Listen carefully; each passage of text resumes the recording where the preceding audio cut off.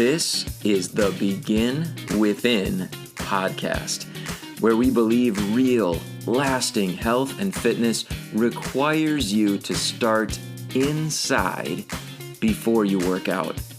I'm your host, Nate Slegger, and I'm here to show you behind the scenes of fitness. You already know exercise is good for you, but what about all the other things in life that affect your fitness?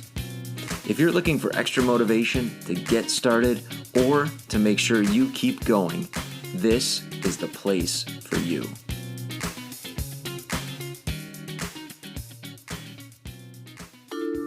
Produced by BeginWithin.fit. Improving health is about so much more than just losing weight. But I realize weight loss might be the goal that brought you here to the Begin Within podcast. That's why I wrote my latest book, 5 Ways to Stop Wrecking Weight Loss, to reveal the 5 areas that I see are most overlooked by the people that I work with who want to lose weight. Each one of the chapters in this free ebook describes that specific area that you need to focus on to improve your health and get great permanent results. And it also links back here to episodes of the podcast where we've had experts on the show talking about that specific area, so you can benefit from those previous episodes while you're learning about how to maximize the results that you're after. You can get your free copy of my ebook, 5 Ways to Stop Wrecking Weight Loss, by going to beginwithin.fit/ebook or going to the link in the show notes. Now is a great time to do a little multitasking while you're listening to the start of this episode. Head over to grab your free copy of my book, 5 Ways to Stop Wrecking Weight Loss. If you missed the URL, here it is again, beginwithin.fit/ebook, or there is a link in the show notes for you. Grab your copy, and now let's get on with today's episode. My guest on the show today is once again Allie Cass. She was last with us on episode 84. You'll remember she's a former bodybuilding pro. Now she's a functional health and fitness coach. She focuses on helping stressed out women optimize their metabolism, up-level their mindset, and shift from surviving to thriving. Now, she and I collaborated on this episode, this interview that we're gonna have for you today. After our last conversation, we got to talking about bodybuilding and some of the similarities between what a bodybuilder goes through and what just fitness models and actors and actresses go through who are in situations, how should I say this, where their physical bodies are on display, right? We understand that models and actors and actresses, that's what they do. That's what their job is. But bodybuilders have some similarities in how they prepare for their shows compared to those models preparing for photo shoots, preparing for movie scenes. And what I wanted to do today with this interview with Allie is to pick her brain on the process that someone goes through in order to look their best. And I'm going to put best in quotation marks because it's kind of like the standard for what we see as attractive, or like I said, as hey, that's what a healthy attractive body looks like. That's what we see in the magazines, and that's what you see on Instagram. That's what you see in movies. But of course, the situation is never presented as though this person did months and months of preparation and did some crazy dieting and other things in order to manipulate the way that they looked so that they look a certain way, right? We see it and it's held up as a standard, but then none of us, unless we go through this similar process, are going to look the same. And it's just kind of mind-blowing when you can see behind the curtain, right? When you get a look at what's going on behind the scenes. So today on the podcast, what I wanted to do is show you a little bit behind the scenes, and Allie is going to help us with that. She's going to do a much better job because she's actually lived through it. I could sit here and explain it to you, but that's not very interesting. We're going to have someone who's lived through the process tell us about what's involved, and then also about how it feels and what happens after.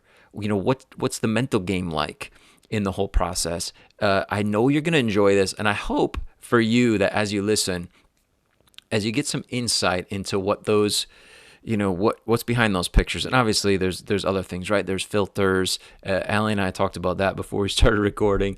There's filters, and there's CGI, and there's, airbrushing, whatever. We've heard about all that, different ways to manipulate the photos and the actual, footage that we end up seeing. But we want to know just actually what's behind someone being able to look like that, right? And as you do, as you learn what's behind the scenes, what I hope it does for you is that it starts to shift a little bit for you the standard of what's maybe not what's necessarily what's attractive. I think that's such a cultural thing. You know what? I hope it does. I hope that it does start to shift that for you, and I hope that understanding it helps you to have a little bit more compassion for yourself and for others who are struggling with fitness. We don't have to compare ourselves to those, ripped specimens of humans that are on the stage or on the screen or in the photos anymore, because we know what it took to get there, and we know how they got there, and really what's behind it isn't necessarily physically even healthy. So, enough from me. Let's get into the interview. Here's my interview with Allie Cass.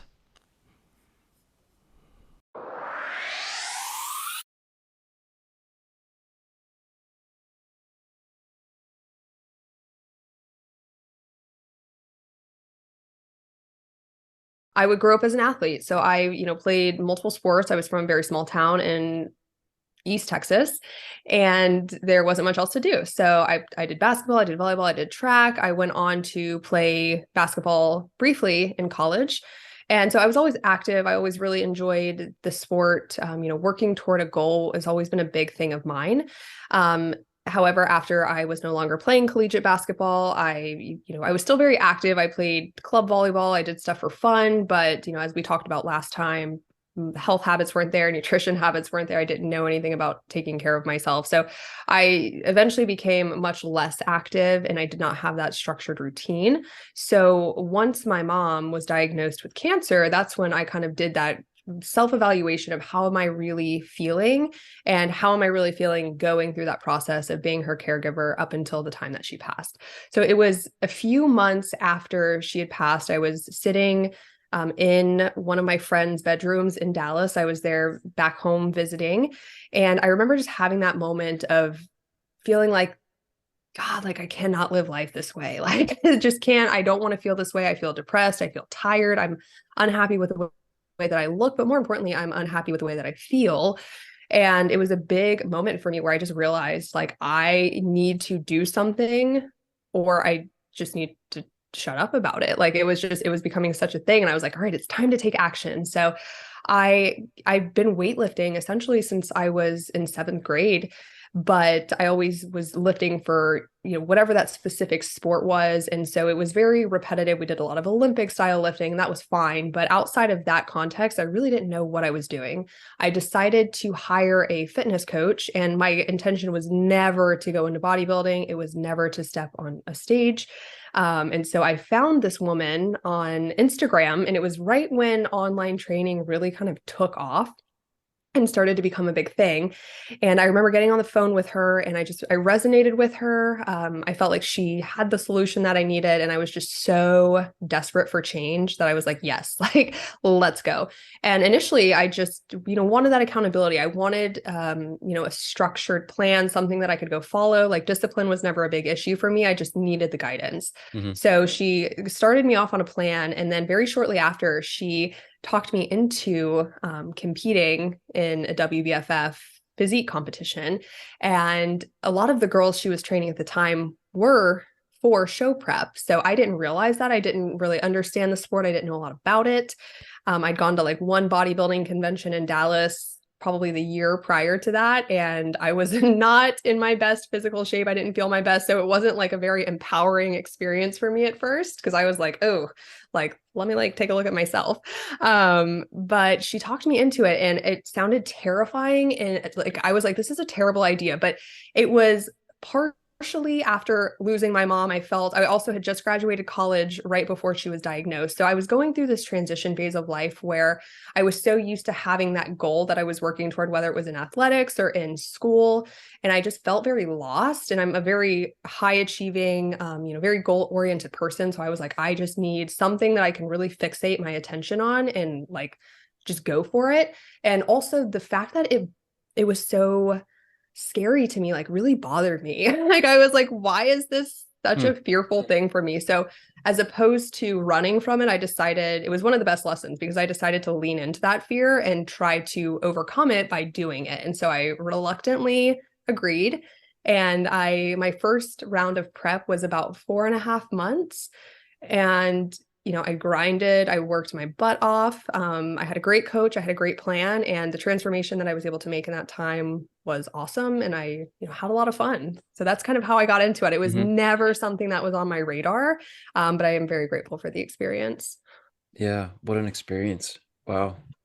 And I'm curious about, I mean, outside of the program and the working out, what are some of the things like I want to say like peel back the curtain, like what Mhm. are some of the things that are involved in preparing for a show that people don't really know that it takes to get somebody's body looking the way that you end up looking on the stage? Do you mind sharing just some of the, I don't want to say like they're tricks, but some of the ways of even manipulating the human body to get it to look like that? What's involved in that process? I know there's a lot, but what are some of the kind of the big elements? Yeah. So over the course of kind of let's say a longer period. So if you're looking maybe at a 4 to 6 time, like month window, for a prep, obviously, you're training, you're on a pretty strict nutrition plan. Depending on, where you're at, what your starting point is, the periodization of both the training and the nutrition is obviously going to look different. But I mean, you're training volume, you're working on hypertrophy, strength. I mean, I was in the gym. My first round of prep was a lot more intense, because once, I always tell my clients this too, with anything in life, once you're in maintenance mode, it's a lot easier. But that initial kind of push into something typically requires a little bit more discipline, dedication, and fine tuning. So, I mean, I was in the gym 5 days a week for the duration of my entire prep. I was doing cardio 3 days a week, and I know women and men who were doing a lot more than that. So that's not to say that that's like the max, but that's what I was doing during that time. I was doing active recovery days, so I was going on an hour long at least walk on the days that I wasn't training, and then I was on a pretty regimented nutrition plan. I was, for most of the duration of that particular prep, because it was a shorter prep, I was in a calorie deficit. So of course, you're hungry, you're trying to volume hack your food. Like, how can I get the most amount of food to fit my calories and to fit my macros so that I'm not super hungry? But yeah, I mean, there were days that I would go to bed hungry, and I actually I've always had issues with sleep. That's been a big challenge for me, but sleep during that time became actually really great, because it was almost like my time machine to like when I could go eat breakfast again. So I always joked about that. Like, I can't wait to go to sleep, because then I get to wake up and have my coffee and eat my breakfast. But yeah, you're hungry. And then, obviously in that process too, because I was so dedicated to the process during that time, I cut out alcohol completely, which obviously is a recommendation. So I was like, I must follow it to a T. I still tried to go out and be social, but depending on the person and the personality, that can be hard to navigate social events and things like that when you're on something that's strict, or if environments like that tend to be triggering for you, that can be difficult. And then of course, getting closer to the show time, a week out, maybe 2 weeks out, you definitely start depleting like carbohydrates, you start removing those, calories. I remember peak week and the few weeks leading up to that, the workout volume like ramped up significantly. We called it the, shred phase. And then, the week of prep, we were depleting carbs. It was super low carb. And then a couple days before, we would kind of go into a refeed where we would essentially start to eat higher carbohydrates to start making the muscles look more inflated because of the glycogen that's being stored. But it's very different because normally, when you think about whether you're bodybuilding or you're just training for health or, optimizing your life, we think about whole foods, eating a lot of fruits, vegetables, things like that. But going closer into show and then the day of the show, you want to really stay away from those high fiber foods in case they cause any kind of bloating. So during my carb load, it was things I wouldn't normally eat, like gummy bears, very simple sugars, things that are very quick to digest, things that don't typically take up a lot of volume in the stomach and cause any kind of bloating. And then also depleting water for the last 3 days was a big strategy that we used as well. And that was difficult for me because I'm like a fish and I drink a ton of water. So yeah, I mean, you're cutting back the water, you're cutting back the food, the calories, the carbs, and then going into it, you're, refeeding with the carbs, but still kind of keeping everything else low. That way you don't look, flat. Essentially, your muscles look more puffed up and they look bigger on stage. But it's fine tuning. When I did my first show, I had one of my coach's assistant coaches was with me, but my coach was unable to fly in for that show. And so, every hour, every 2 hours, we were sending check-in photos, we were manipulating as needed. So, it is like you were on it. Like that is the only thing you're focusing on, and you're making adjustments literally up until like the last 15, 30 minutes of the day until you go on stage. Wow. Yeah. And Yeah. I appreciate you sharing that because it's, one of the things that I've appreciated is it's not just bodybuilders that go through that process. Like models will do this, actors, actresses, right? It's like you see Hugh Jackman take his shirt off in the movie, like he's just in the middle of everyday life. But the reality is this all happened for the actor before that scene, right? So Mm-hmm. what we're seeing is not like, that's not really an actual person who is normally fed and hydrated, right? Right. Right. It's like any sport, you practice and like a football player, for instance, they are practicing their whole season and essentially their whole life for that game day and, for the big game. And so it's really no different with bodybuilding. It's just that, we tie a lot more attachment to the way that we look than we do, a football or how someone throws a Yeah. football or catches a football. So Yeah. How does kind of knowing the ins and outs of that process for you affect the way that you look at, um, I guess, pictures of models or bodybuilders or actors, actresses, and how does it change the way that you see those as opposed to maybe the average person who doesn't quite understand all that's involved in looking a certain way for those scenes? that's a great question. I think in the, going through that process myself and then kind of coming out the other side where I haven't competed in a handful of years, I understand the dedication and the discipline that it takes to get to that point. And I also understand that it's not for everyone and it's not for me at every stage of life. So I'm a great example of someone who's been in that shape. I've been in like the total opposite shape and now I'm kind of somewhere in the middle and I recognize that I could go back to that if I wanted to, but that's not what's serving me, at this point in time. So kind of understanding that there's a lot that goes into it and it doesn't equate to you being your happiest or, you being your best self. Like I, was shredded and I wasn't necessarily the happiest. I've also been overweight and also not the happiest. And I've been in the middle and been happy, so they're really, I think we make the mistake of tying that correlation into thinking that when we have a certain physique or we look a certain way, like a model or like an actress or actor, that we're going to be happy and we're going to, have these things. And that it really does not, it's not an actual correlation. I find that, the happiness comes from feeling your best and also, learning to be dedicated to the process. So one of the things that was super helpful for me going through bodybuilding is I learned that I am very structured and I love having that discipline. And I just happen to know that the physique kind of comes from taking those actions, but it's the actions itself and being in that mode that makes me happy, not the look. So, understanding that those two, aren't always equal. And then, yeah, understanding that, we go through different stages of life, just like if you were training for a bodybuilding show, you would go through different phases. You might, go through a phase where you're working more strength. Maybe you're eating in a calorie surplus because you're trying to build muscle. You may go through a deficit phase when you're trying to lose more fat. It's periodized, just like your training is, and our life is the same way. So, understanding that we have to be realistic about what we want and what is feasible for us, and also know that that kind of thing takes a ton of work, a ton of dedication, and a ton of time, and does not always mean that you're going to feel your best or be your healthiest even. Yeah.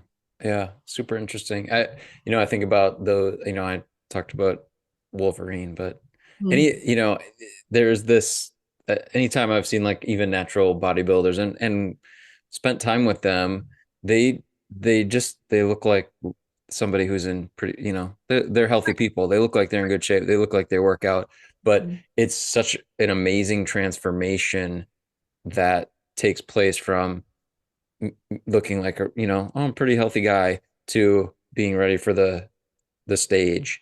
Um, and yet it's the stage that like that's the picture, that's the permanent, like this is you.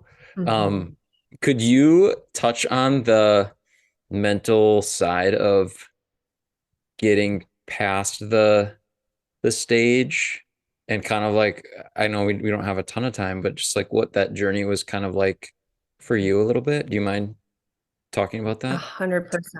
I would love to talk about that because I don't think it's talked about enough in the industry. But in my opinion and in my personal experience, the after the show is the hardest mentally. I know people will look at, a training plan or a nutrition plan and say, wow, that must have been so difficult to do that and get to that point. And it is. It takes a lot of hard work. It's not easy. But in my experience, it's more difficult after the fact because you're working to get to this certain point. And, if you really are passionate about the sport, it can be easy to get attached to that and to get attached to looking, that particular way. Um, and so when you no longer look like that because it's not feasible to, be dehydrated or to be depleted in nutrients at all times. So you're not even the people who maintain their muscle the most, or the people you see walking around that, might look shredded to you. If they competed in bodybuilding, they're still not going to look the exact same as they did on that Mm-hmm. stage.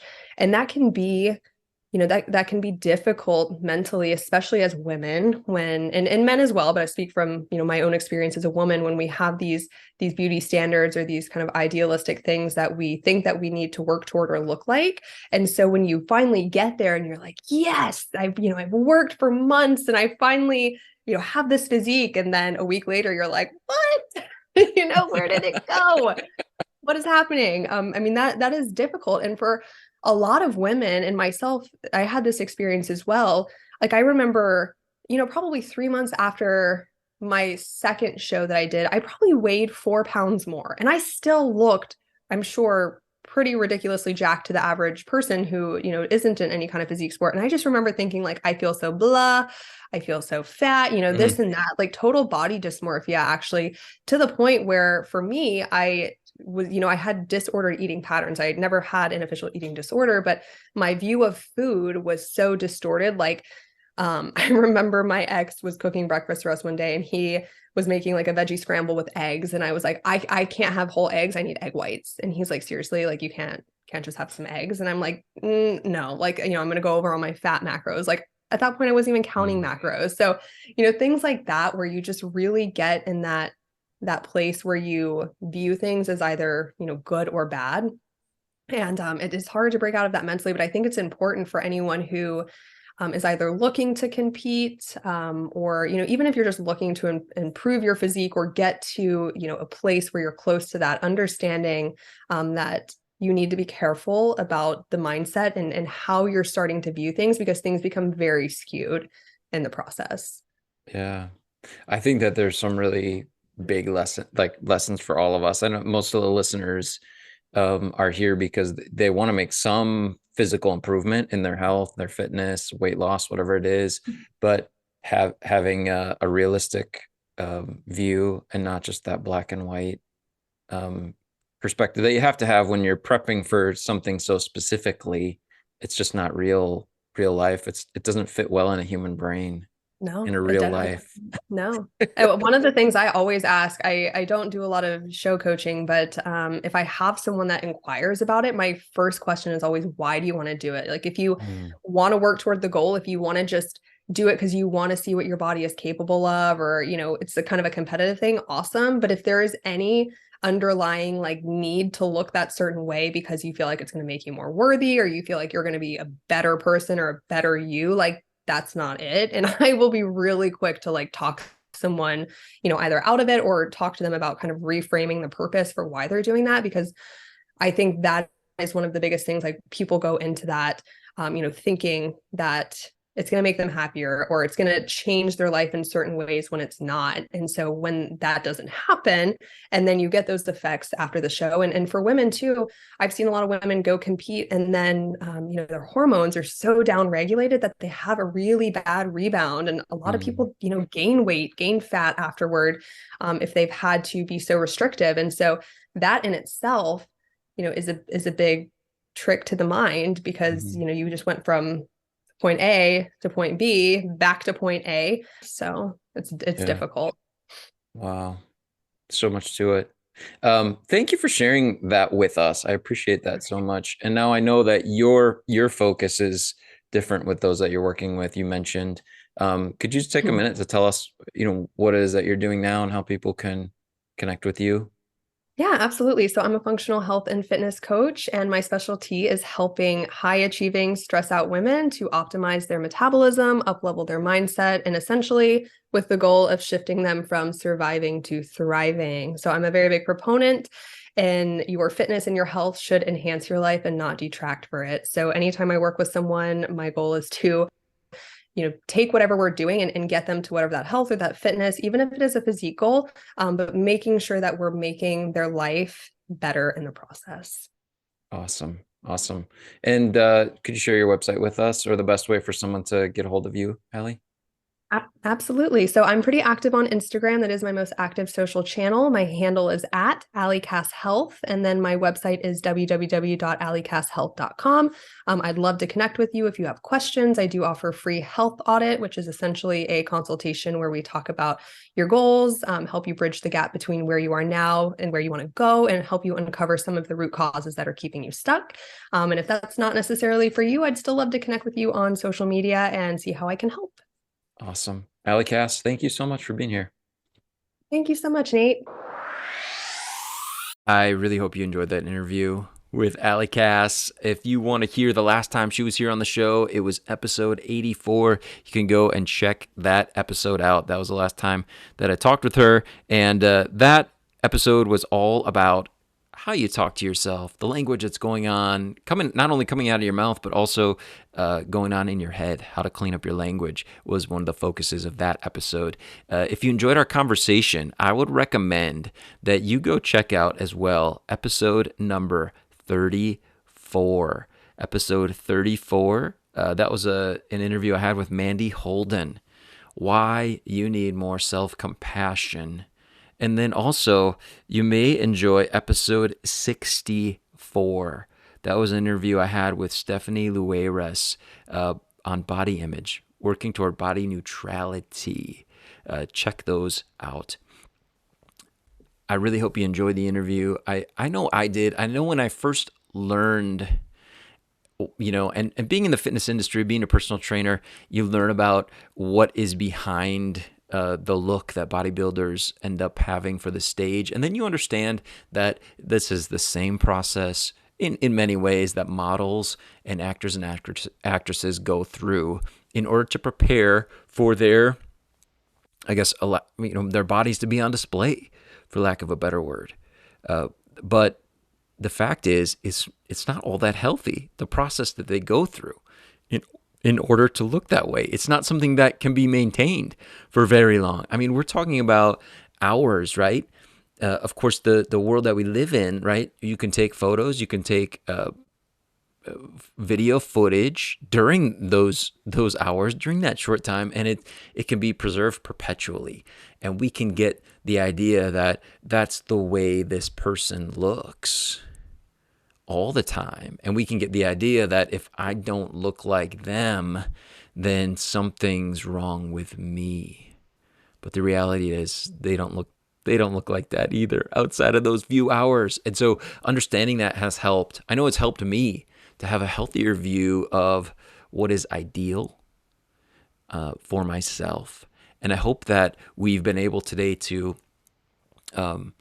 give you a look behind the scenes, and that it's been very beneficial for you as well, that there's a new filter, if you didn't have it already, a new filter that you can look through when you're scrolling social media, when you're watching a movie or whatever, so that you can understand the reality that is behind the show. I want to thank you so much for making it all the way to the end of the episode. You are awesome. Thank you. And I would ask you this: if you haven't rated and reviewed the show in your podcast player, please do so. And then also, I would love it if you would take a screenshot of yourself listening to this episode, post it to your stories. Make sure that you tag me, Nate Slager, so that I can give you a high five as well. Thank you so much for being here with me. I will talk to you again next time on the Begin Within podcast.